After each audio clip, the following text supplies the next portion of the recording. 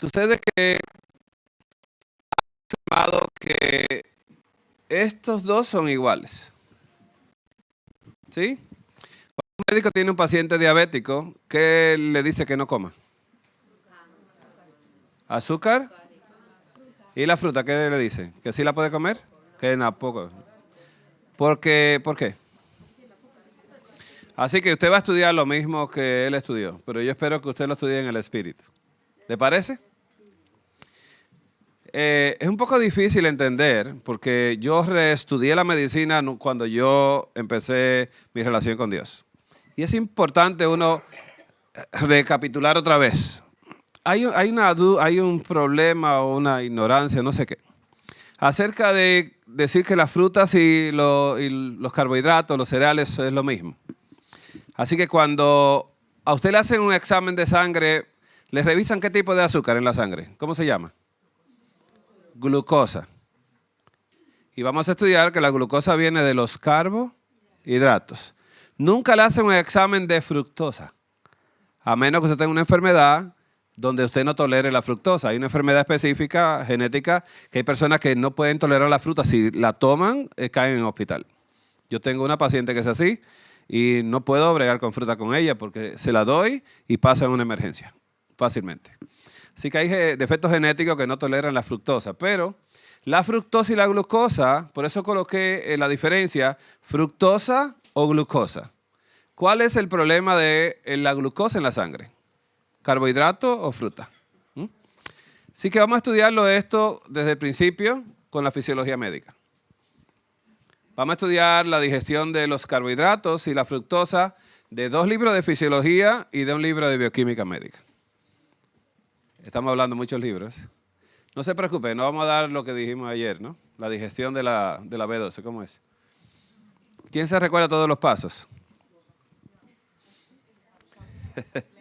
Era un poquito, ¿sí? Pero bien, este es un poco más sencillo. Este es más sencillo todavía. Vamos primero a hacer unas definiciones para poder entrar en este campo, ¿no? Algunas definiciones. Vamos a hablar de un término durante el proceso que vamos a estudiar, de un término que se llama transporte activo. ¿Usted cree que el transporte activo necesita gastar energía? Sí, es activo, sí. Hace referencia al movimiento de moléculas a través de una membrana celular desde una región de baja concentración a una región de alta concentración. Voy de baja a alta. O en dirección opuesta a un gradiente o algún otro factor obstructivo, con frecuencia en la dirección opuesta al gradiente de concentración. Qué interesante es esto. Si la corriente viene hacia acá y usted nada en contra de la corriente, ¿necesita usar mucha energía? ¿Cómo le va mejor a usted caminando? ¿Caminando de bajada o de subida? Entonces, de subida le llamaremos ¿cómo? Transporte activo. Así, a diferencia del transporte pasivo, el pasivo que utiliza la energía cinética de la célula o la entropía natural de las moléculas moviéndose a favor del gradiente. No tiene problema, ¿no? Va en favor de la corriente. El transporte activo utiliza, dice, energía de las células. ¿De dónde? De las células. Usted puede ver esa definición, ¿no? La puede buscar. Para moverlas en contra de un gradiente o repulsión polar, ¿no? O algún otro tipo de resistencia. Eso se llama transporte activo. El que va en favor de la corriente es pasivo y el que va en contra de la corriente es activo. Y es bueno que mantenga estos conceptos porque usted verá por qué se va a dormir esta tarde. Digestión y absorción en el tubo digestivo. Los almidones necesitan tialina de la saliva y amilasa pancreática para ser llevado a una degradación y luego necesitan la maltasa en el intestino delgado para llevarlo a lo que se llama glucosa. O sea que los almidones o carbohidratos terminan en forma de glucosa. La lactosa necesita la enzima lactasa, ¿no? Que es la que se convierte en azúcar llamado galactosa. O sea, tenemos 2 azúcares, glucosa y galactosa. Hay otro que es de la fructosa. Se necesita la sacarosa en el intestino para que la fructosa sea absorbida. Interesante esto. Vamos a ver en qué se diferencian ellas. la absorción de nutrientes y empezamos con la absorción de hidratos de carbono o carbohidratos. En esencia, todos los hidratos de carbono de los alimentos se absorben en forma de monosacárido. Quiere decir que son muchos polisacáridos que tienen que ser absorbidos en forma de monosacáridos. Solo una pequeña fracción lo hace como 2 azúcares, disacáridos, y casi ninguna como una molécula de mayor tamaño. Con mucho, el más abundante de los monosacáridos, el más abundante absorbidos es la glucosa. 80% suele representar más del 80% de las calorías procedentes de los hidratos de carbono. Quiere decir que la glucosa proviene de los carbohidratos o hidratos de carbono. ¿Está claro hasta ahora? Mire, es interesante que usted lo haga porque todos los pacientes diabéticos yo lo disfruto comer. Pero hay una fruta en Estados Unidos que no la uso y luego les voy a explicar por qué. La razón es que la glucosa es el producto final de la digestión de nuestros hidratos de carbonos. Alimentos más abundantes, los almidones. El 20% restante, tristemente, está diciendo el libro de fisiología lo que recibe, la información, de los monosacáridos absorbidos constituye casi por completo en galactosa y fructosa. Quiere decir que come la gente 20% de fruta y 80% de carbohidratos. ¿Estamos equivocados o no? Allá en Estados Unidos sirven lasaña, arroz, espaguetis, ensalada de macarrones y sirven pan y entonces después dan postre. Es una buena mezcla para que en la tarde se la pasen reposando. La primera procede de la leche, la galactosa, mientras que la segunda dice de uno de los monosacáridos de la caña de azúcar. ¿Quién come caña de azúcar acá? No, no la hay. Entonces, el libro está como circunscrito solamente a Estados Unidos. Pero no es así. La fructosa que vamos a hablar no viene de la caña de azúcar. Aprendí en México con el doctor Ramírez. Él tiene un trapiche en México. ¿Lo conoce el doctor Ramírez? Excelente. Él toma a los pacientes diabéticos, lo levanta en la mañana, vengan. Y le pone caña en el trapiche y lo pone a ellos que vayan dando vueltas y exprimiéndolo. Y se le da ese jugo por la mañana a todos. Jugo de caña fresco. Y a los diabéticos le da fructosa. Y después le hace medirle azúcar y está normal. Es directamente la caña. Si la procesa el azúcar de cualquier fruta, entonces ya usted tiene un azúcar que está procesado, que no es el azúcar que viene integrado en los elementos bioquímicos que Dios colocó en cada fruta y en la caña de azúcar. Bien, la práctica totalidad de los monosacáridos se absorbe mediante un proceso de transporte. Los monosacáridos, la gran parte es por medio de transporte. ¿Usa energía? ¿Va en contra de el gradiente? Bien. Veamos primero la absorción de la glucosa. La glucosa se transporta por medio de un mecanismo de cotransporte con el sodio. Para que la glucosa pueda entrar a la célula intestinal, tiene que cotransportarse con el sodio. Si no hay transporte de sodio en la membrana intestinal, apenas se absorberá la glucosa. La razón es que la absorción de la glucosa se produce mediante un mecanismo de cotransporte con el transporte activo del sodio. ¿Escuchó quién es que está activo? El sodio. No piense que no va a estudiar hoy bioquímica. Vamos a estudiar. Vamos a estudiar bioquímica. ¿Hasta ahora se puede entender todo? ¿Puedo apagar y preguntar todo? Sí, bien. La risa parece que sí, que lo entienden. Bien, la absorción de otros monosacáridos. El transporte de galactosa es casi idéntico al de la glucosa. ¿Qué necesita entonces? Cotransporte con el sodio, activo con el sodio, para poder entrar a la célula intestinal, el enterocito. Por el contrario, me gusta esa palabra, la fructosa no está sometida a ese mecanismo de cotransporte con el sodio, ya que este monosacárido se absorbe por difusión facilitada en toda la longitud del epitelio intestinal, sin acoplarse con el transporte de sodio. Quiere decir que no usa energía de la célula. ¿Qué hizo Dios? Le dio a Adán a entrar energía sin gasto energético. ¿Estamos entendiendo esto? Vamos a hablar del gasto energético. ¿Se gasta energía? Sí. Al penetrar en la célula, ¿de qué estamos hablando? De la fructosa. Gran parte de la fructosa se fosforila. Vamos a explicar eso un momentito. Y más tarde se convierte en glucosa, que es utilizada, ¿no? Y se transporta en forma de glucosa hasta la sangre, pero ya dentro del cuerpo, ¿no? Como la fructosa no se cotransporta con el sodio, su índice global de transporte supone alrededor de la mitad del de la glucosa y galactosa. La mitad. No se cotransporta con el sodio. Vamos a hablar por qué la fructosa se fosforila. La fosforilación es la adición, añadir, dar, regalar de un grupo fosfato inorgánico a cualquier otra molécula. Le doy un grupo fosfato. ¿Estamos entendiendo? Si usted es una fructosa y usted llega a un hogar, usted lleva un regalo. ¿Sí? Un grupo fosfato. Su papel predominante en la bioquímica lo convierte en un importante objeto de investigación, sobre todo en la fosforilación de proteínas y de fructosa. Ahora bien, ¿para qué necesitamos fósforo? Porque es un mineral esencial que es requerido por cada célula en el cuerpo para la función normal. La mayoría del fósforo en el cuerpo se encuentra en forma de fosfato.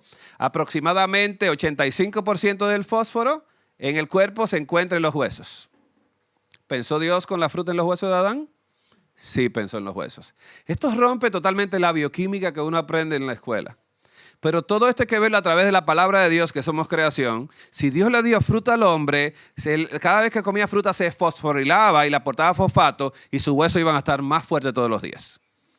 Rompe con la teoría, huesos, calcio, ¿no? Y tejidos, tal cosa. O sea, si nosotros tenemos algo, una solución para cada cosa, pero no trabaja, ¿no? Así que ese fósforo es un componente estructural importante del hueso en forma de una sal de fosfato de calcio llamada hidroxiapatita. Así que la fruta se fosforila, la glucosa no se fosforila. Y vamos a estudiar eso. La glucosa roba fósforo, pero la fructosa aporta fósforo. ¿Estamos entendiendo esto? Este fósforo viene de una fructosa que viene dice a favor del gradiente sin gastar energía, y la glucosa viene en contra del gradiente gastando fósforo. ¿Estamos entendiendo esto? Se gasta mucho combustible, ¿eh? Esos ojitos cerrándose a esta hora, miren. La osteoporosis. Varios estudios han informado que un mayor consumo de frutas y verduras se asocia con una densidad significativamente mayor mineral ósea, DMO, y niveles más bajos de la reabsorción ósea o pérdida de hombres y mujeres de 50 a 53 años. En un estudio que siguió la densidad mineral ósea durante 4 años, indicó que el mayor consumo de frutas y verduras se asociaba con una disminución significativamente menor en la pérdida de la densidad mineral ósea de la cadera de los hombres de edad avanzada, pero no a las mujeres de edad avanzada. Frutas y vegetales son ricos en precursores de iones de bicarbonato que sirven para amortiguar ácidos en el cuerpo. Este dato que yo le he colocado en español viene de esta página de Oregon State University acerca de las frutas y vegetales. Usted puede entrar a la página de Linus Pauling Institute. ¿Eso qué quiere decir? LPI. Linus Pauling Institute. Linus Pauling fue un premio Nobel de la nutrición, de la bioquímica. Era un cerebro. Linus Pauling se le llamaba el hombre de las megadosis. Él podía usar 30.000 miligramos de vitamina C, podía usar 40.000 de vitamina E, y tanta crítica que hay de la hipervitaminosis, él nunca sufrió de nada. Y es interesante la página está en español también. La puede colocar en español y la puede ver. Linus Pauling Institute de Oregon State University. Usted puede ver todo. Esto, cuando usted está leyendo de las frutas, van a aparecer unas letras azules cuando termine un párrafo. Y cuando usted le da esa letra azul, lo lanza al estudio donde ellos sacan esa conclusión. Y es lo interesante de esto. Cada cosa que dicen está basada en un estudio. Por eso, cuando se va a hablar, es bueno hablar con evidencia. Si estas personas no tienen ningún interés, no hay conflicto de interés, vamos a decirlo de esta manera.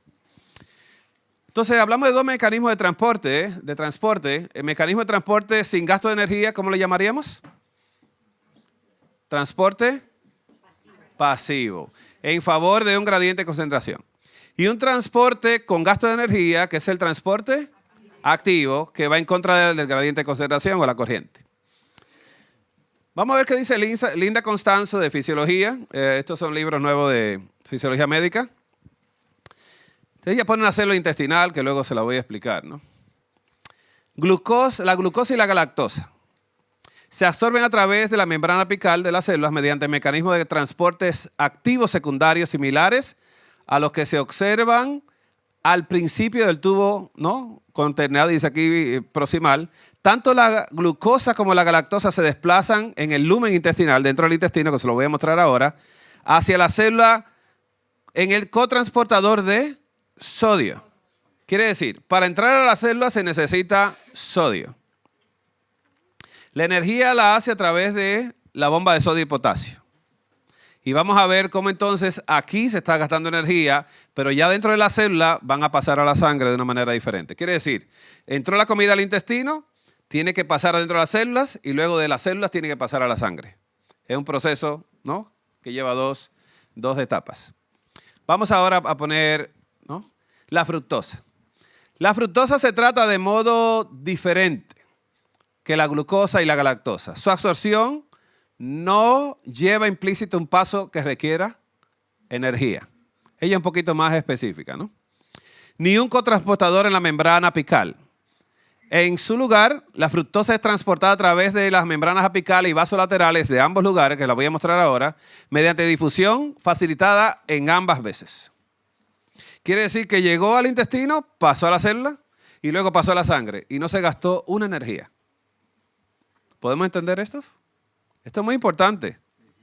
Quiere decir que Dios dotó a la fructosa de la creación a que entrara al cuerpo de Adán sin gastar la energía de Adán, sino a darle la energía a Adán. ¿Le parece interesante la fruta?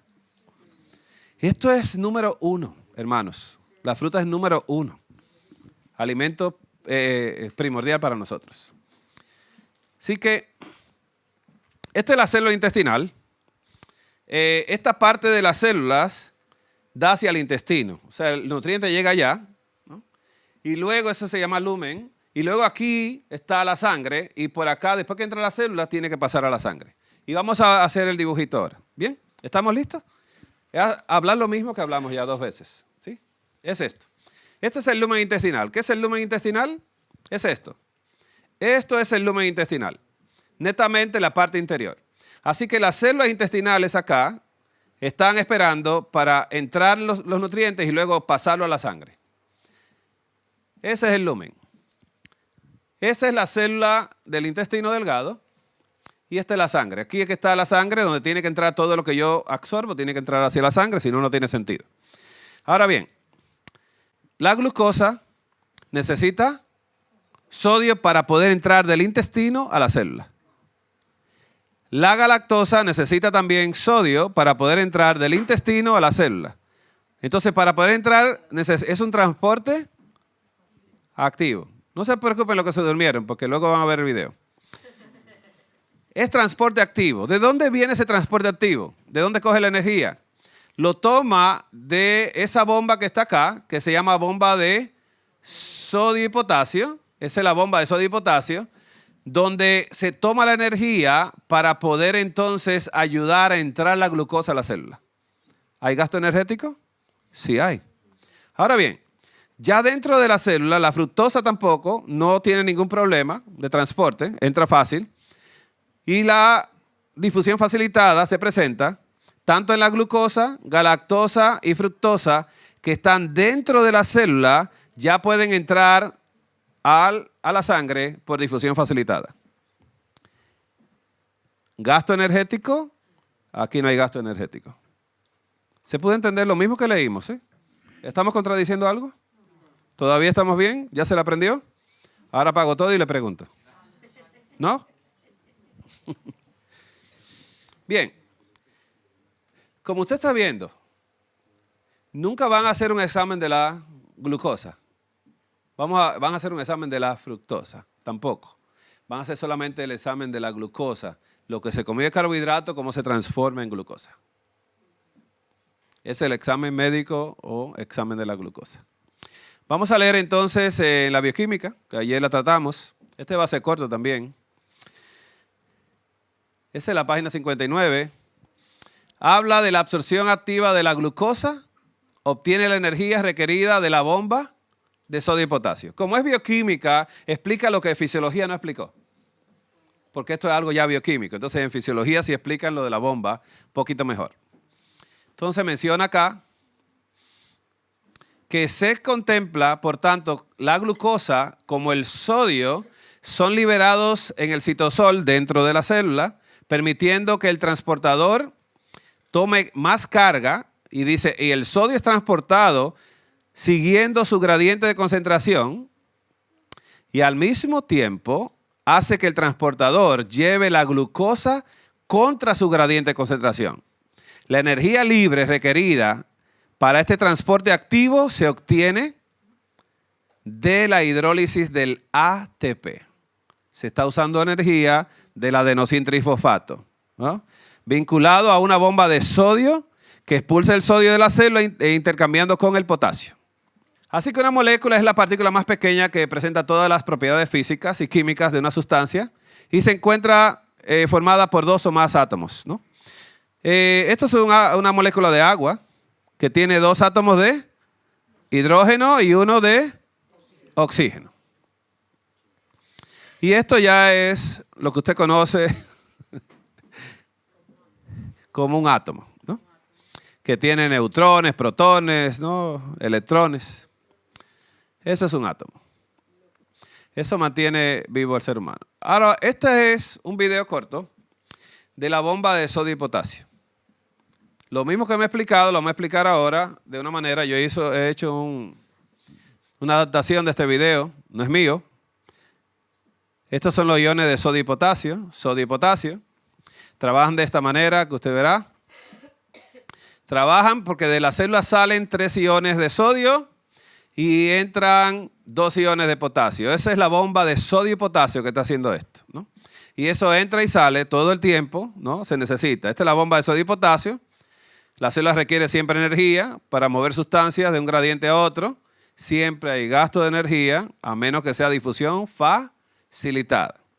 Así que esta es la proteína llamada sodio potasio ATPasa. Ese es el nombre de la proteína que le han colocado. Y hace algo muy interesante. Esto es fuera de la célula, esto es dentro de la célula. Entran 3 iones de sodio, salen y luego entran 2 de potasio dentro de la célula. Eso es el trabajo. Y eso se hace en 6 pasos.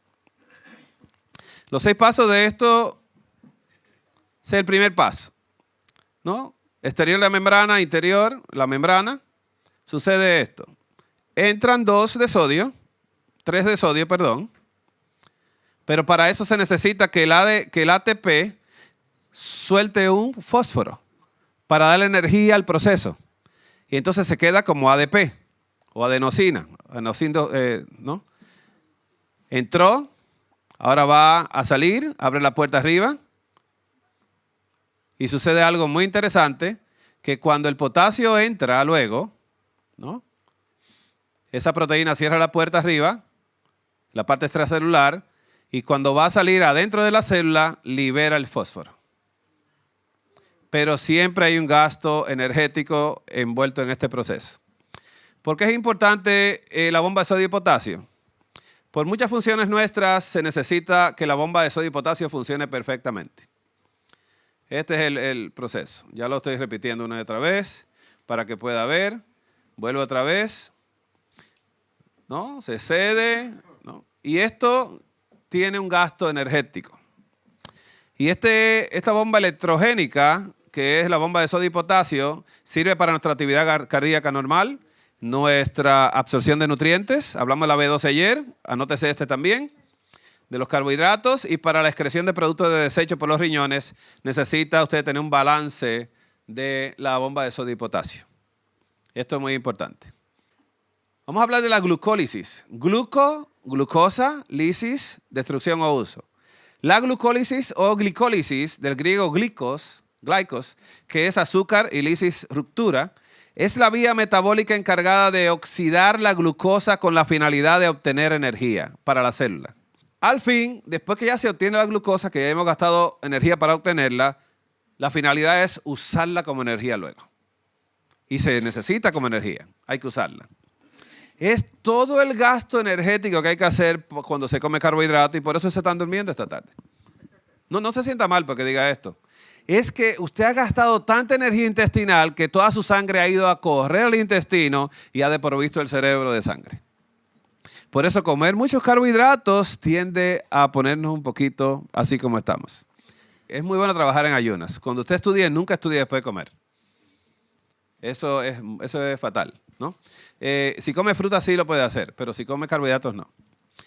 La termogénesis de los alimentos es cualquier cambio en el gasto energético inducido por la dieta, y es mayor aproximadamente 1 hora después de la ingesta. Ahí es que se empieza a producir calor.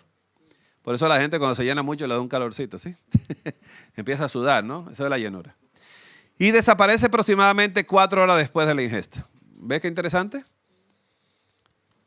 Esta termogénesis es la energía que se requiere invertir energía para los procesos de la digestión y absorción y metabolismo de los nutrientes obtenidos a través de los alimentos. Así que a trabajar con no gastar energía, sino obtener energía. Usted le da el arroz a los niños para que se duerman en la tarde y lo dejen descansar. Pero no lo use usted porque entonces no va a poder estar atento. Déjeme decirle algo. Colocamos a varias iglesias en Estados Unidos en una desintoxicación que luego se publicó en internet. Fue una desintoxicación llevando a las personas al plan edénico. Así que empezábamos con fruta en la mañana, 7, 14, 20 frutas, la que usted quisiera. Una ensalada muy grande al mediodía y una cena de frutas. Así que en el medio del almuerzo y la cena se tomaban 32 onzas de extracto verde, que incluían inclusive germinados, no voy a hablar mucho de eso hoy, y colocábamos 2 veces al día 64 onzas, ¿se puede decir onzas acá? ¿Cómo se calcula eso?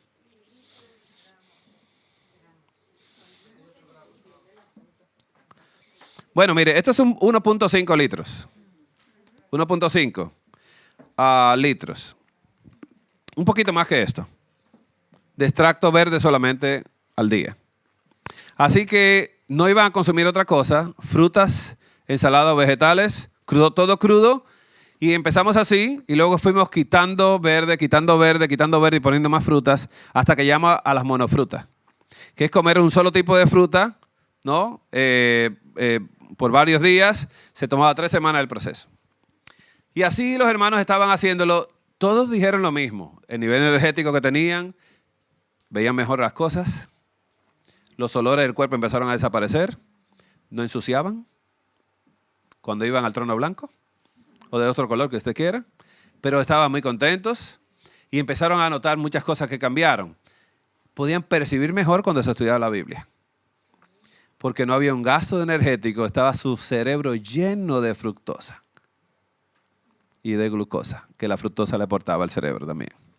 Entonces esto es interesante, lo hicimos por mucho tiempo y más tarde, si nos da tiempo, pues vamos a explicar algunos de los casos que se sometieron y los resultados. La parte 1 de las frutas, la bendición de las frutas frescas. Estoy muy agradecida a Dios de que cuando Adán perdió su hogar edénico, el Señor no lo privara de la provisión de frutas. El Señor desea que los que viven en los países donde se pueden obtener frutas frescas durante gran parte del año, reconozcan la bendición que tienen en ellas. Cuanto más dependamos de las frutas frescas, tal como se las saca del árbol, tanto mayor será la bendición. Consejos sobre el régimen alimenticio, página 365, párrafo 1 y 2. En el párrafo 5, para un estómago dispéptico, podéis colocar sobre vuestras mesas frutas de diferentes clases, pero no demasiadas en una comida. Consejos sobre régimen alimenticio, página 366, párrafo 1.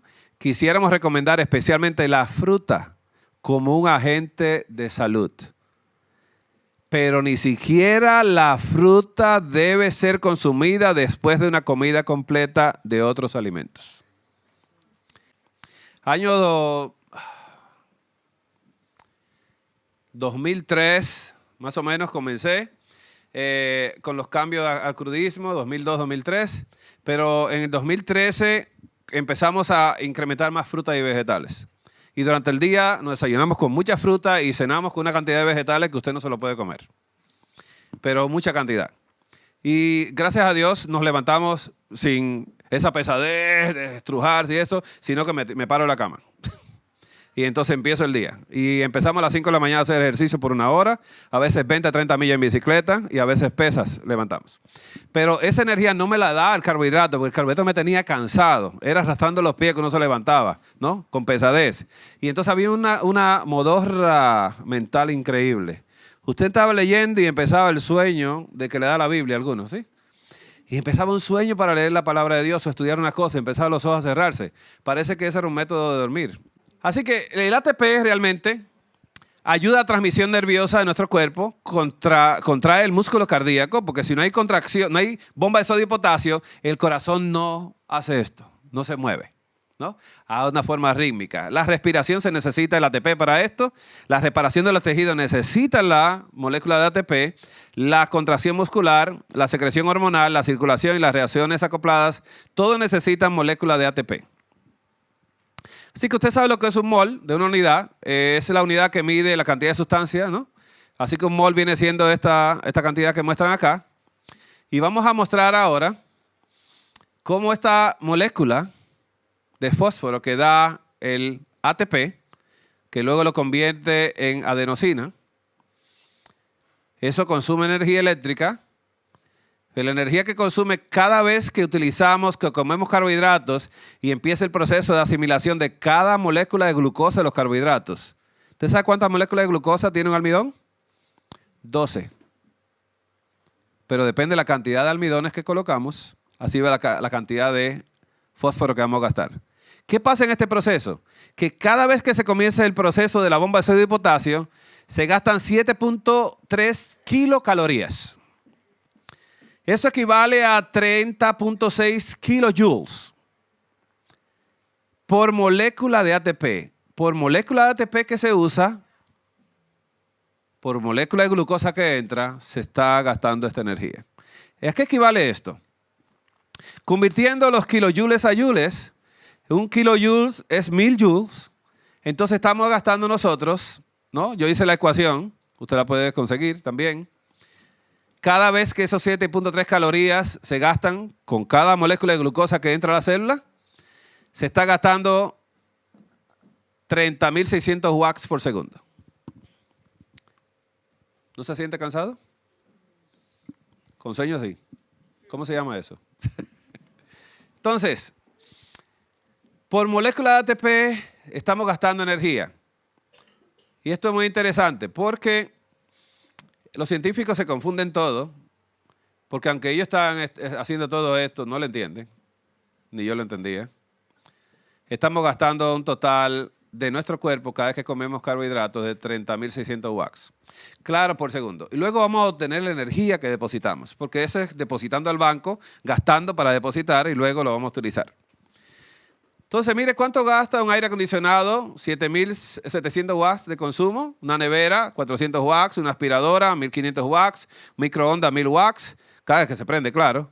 La plancha eléctrica de 1.000 watts, la televisión a color, 65 watts, depende del tamaño, claro. La lavadora, 395, y el secador de pelo, 400 watts. Hay algunos que gastan un poco más. Así que usted ve, ¿sabes cuánto consume por hora tus electrodomésticos? Ahí usted ve, ¿no? La bombilla, 75 watts, ¿no? Licuadora. Aquí la energía es un poco diferente porque todo es 220 acá. En América y es 110, 120. ¿No? Y usted puede ver el consumo. Cuánto se consume y cuánto consumimos nosotros cuando comemos carbohidratos. Esto es la aspiradora, 60 watts por 15 minutos. La licuadora, 60 watts por 3 minutos. El estéreo, 75 watts por hora.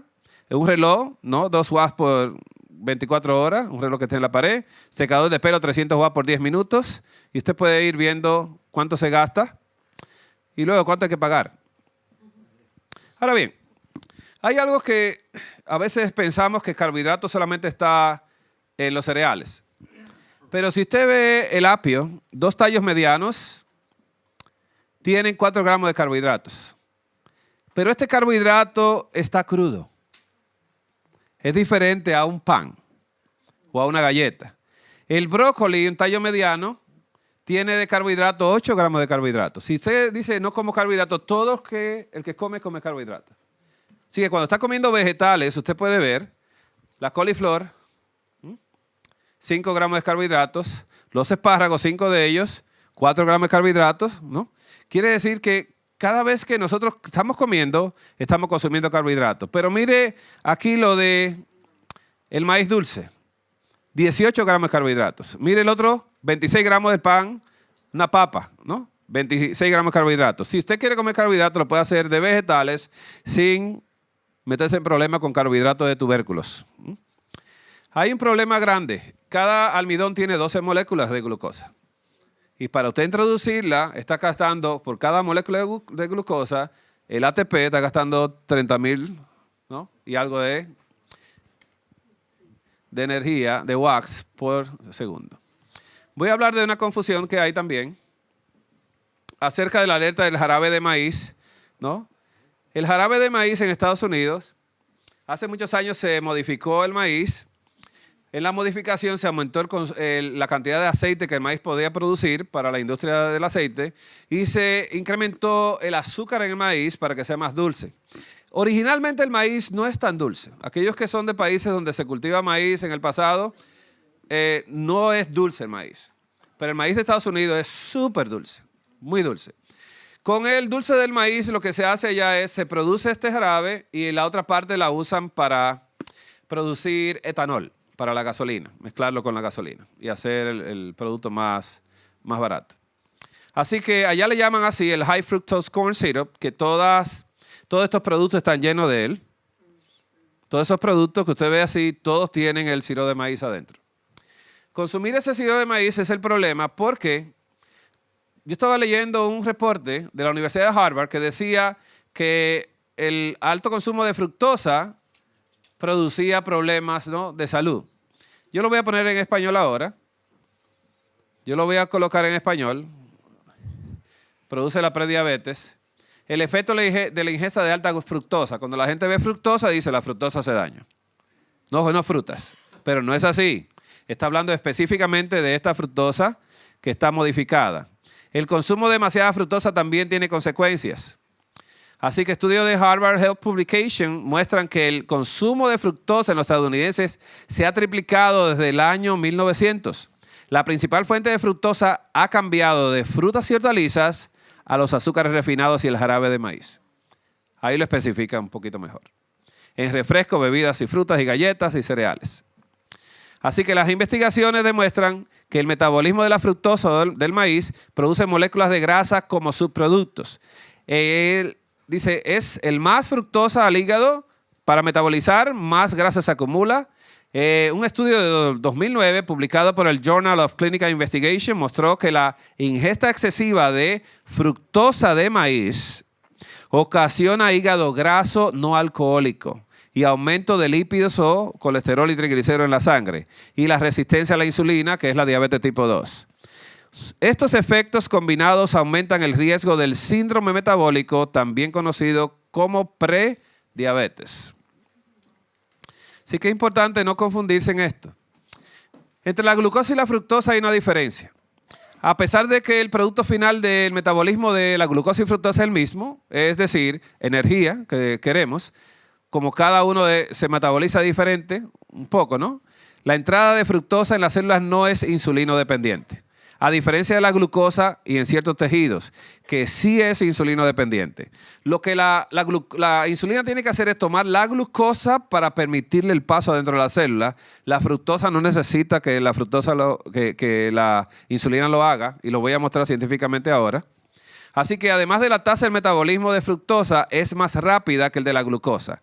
El resultado es que la fructosa se puede convertir en energía en una tasa más rápida que la glucosa, no consumiendo energía, sino dándonos energía totalmente. No todos los azúcares son iguales. Los azúcares fructosa y glucosa que se encuentran en las frutas y verduras están repletas de agua, fibra, vitaminas y minerales y son una fuente preferencial de combustibles, las frutas y verduras. Y dice que son carbohidratos buenos. Vamos a hablar de esto, que son las dietas tóxicas altas en azúcares y carbohidratos. A esto, perdón que le dejé las siglas en inglés, esto es índice glucémico o glicémico y esto es la carga glucémica. O sea, hay una diferencia entre lo que me produce cuando como, hasta dónde me subió el azúcar, la glucosa, o la carga que tengo de glucosa cuando estoy comiendo. No es lo mismo comerse 2 rodajas de pan que comerse el pan completo, ¿eh?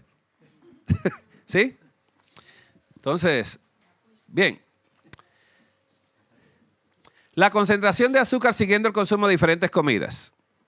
Cuando se come fruta y vegetales, el nivel de azúcar y de insulina se comportan los dos bien parejos, bien suaves, haciendo una curva bien suave y producen sensación de saciedad. Si usted come fruta y vegetales va a tener la misma energía todo el día, no se va a sentir cansado. Cuando se consumen productos procesados, granolas, azucaradas, chocolate, el pan dulce, bananas, cuando se consumen estas bananas que no fueron maduradas en la planta, sino puestas amarillas a través de un gas, el nivel de azúcar en menos de 1 hora sube y baja otra vez en menos de 2 horas, produciendo una hambre cada 2 horas. El problema en este caso es el siguiente, que la insulina no bajó junto con el azúcar, como ocurrió acá. ¿Qué sucede? Que la insulina se quedó elevada. Y ahí viene un problema muy serio que tienen muchos veganistas que consumen muchos azúcares y consumen mucho pan y muchos dulces. ¿Qué pasa con ellos? Que muchas veces el hambre voraz viene cada 2 horas. Es un sistema que tiene Estados Unidos para que la gente siga comprando y comprando y comprando y comprando. Se desayuna por la mañana con Dunkin' Donuts, mucho azúcar y café con mucho azúcar y luego a las 2 horas tienen hambre y vuelven a comprar y vuelven a las 2 horas a comprar porque siempre consumen algo dulce. Así que incrementando la insulina se incrementa la coagulación sanguínea, la creación de más grasa en el cuerpo, el cortisol, que produce inflamación en el cuerpo, la adrenalina, que lo pone más nervioso, los triglicéridos y el colesterol suben bajo una alimentación de este tipo. Y la melatonina baja el DHEA, y cuando baja el DHEA, la testosterona se va abajo, la progesterona y estrógeno se enloquecen, la hormona de crecimiento baja y ya no se reparan los tejidos ni se puede producir mucha insulina porque la hormona de crecimiento humana es la que estimula al páncreas a producir insulina. No se quema la grasa fácilmente, baja la fibrinolisis, que es la desaparición de los coágulos sanguíneos, y baja la energía, que es el FOXA2, que es el hígado, produciendo una proteína que se llama FOXA2. Cuando usted come fruta y vegetales, el hígado deja salir FOXA2 y usted tiene energía para todo el día. Pero cuando se come carbohidratos, entonces pasa lo contrario, totalmente. Esto es bioquímica. Esto es la carga glicémica y quiero hablarle de ella. La carga glucémica se mide de esta manera. Se toma el índice glucémico, se divide entre 100 y se multiplica por el número de carbohidratos que tenga lo que está comiendo. Esto es una ecuación muy interesante. ¿Por qué? Porque si usted ve el índice glicémico del pan blanco, que es 70, y lo compara con la sandía, que es 72, usted diría, bueno, la sandía me sube más el azúcar. ¿Sí? En índice glucémico. Pero ¿qué pasa con el contenido de carbohidratos? Que el pan tiene 45 gramos de carbohidratos y la sandía solo tiene 5. Al final, ¿qué pasa con la carga glicémica? La carga glicémica entonces va a ser más alta con el carbohidrato del pan que con la sandía. O sea, si uno mira los números se da cuenta de que está bien que el azúcar subió, luego desaparece de la sangre. La que se queda es la glucosa, causando problemas como carga glicémica o glucémica por muchas horas. Entonces esto es importante, que a veces se juzga, pero bioquímicamente no es lo mismo. Son dos cosas muy diferentes. Esto es un estudio de la glicemia, los carbohidratos y la regulación de peso. Aquí lo pongo otra vez. La glicemia, los carbohidratos y la regulación de peso. Esto fue hecho por el Dr. Saris en el 2003, fue publicado en Massachusetts. Y aquí vemos algo interesante. El incremento de glucosa en el plasma después de 6 horas. Incrementó con la glucosa, ¿sí? La glucosa viene de los hidratos de carbonos. ¿La fructosa qué hizo? Bajó. ¿No incrementó? No necesitó hacer esto. La sucrosa es el azúcar que se usa en las mesas. Y los almidones suben mucho, ¿no? Los niveles de glucosa en la sangre después de 6 horas. Ahora, ¿qué pasa con la insulina?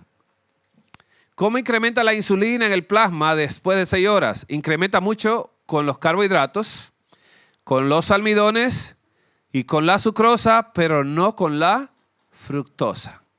Así podemos ver nosotros claramente, usted puede ver ahí, ¿no?, lo que estamos haciendo, las unidades que cada una produce en el plasma después de 6 horas de haber comido. Quiere decir que durante 6 horas nosotros vamos a tener todavía una cantidad muy elevada de insulina lanzándose a la sangre para trabajar con la glucosa que se consumió.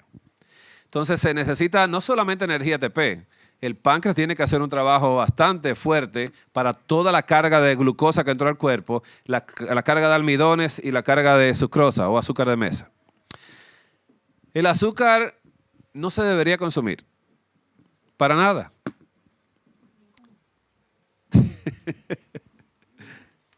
Ningún azúcar. Así que lo volvemos a repetir, la transmisión nerviosa, la contracción del músculo cardíaco, la respiración, la reparación de tejido, la contracción muscular, la circulación y la secreción de hormonas, todas dependen de moléculas de ATP. Así que cuando no se digieren los carbohidratos, produce síntomas. Vamos a ver. Disminución de las secreciones del cuerpo, por ejemplo, la boca se reseca y la piel también. Debilidad muscular, se asusta con facilidad. Inhabilidad para concentrarse y pensar con claridad.